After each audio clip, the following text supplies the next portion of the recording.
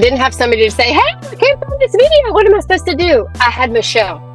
I watched her videos every day. When I started, we did a 10K run, 10K in 60 days. From November to December 31st, I made $10,200. No TikTok, no nothing. Yes, praise the Lord, right? Praise the Lord. I was the skeptic. I was the one that there's no way. You have to have a physical product. You have to ship it to somebody's house, because that's all I've ever known.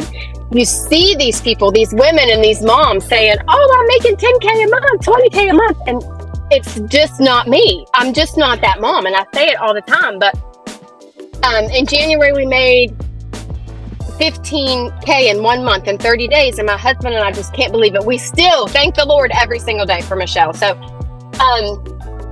there is a place here for everybody, whether you want to show your face, whether you want to talk, whether you don't. You can do this anywhere. We've been at the swim meet all day since 4 o'clock, and I'm just popping on here to tell you that you don't have to fit that stereotype that I'm not fancy enough, or I'm not a good speaker. I'm a terrible speaker. I'm missing a tooth. I have belly problems. It doesn't matter. You just can come on here and be yourself and win, because people see your heart.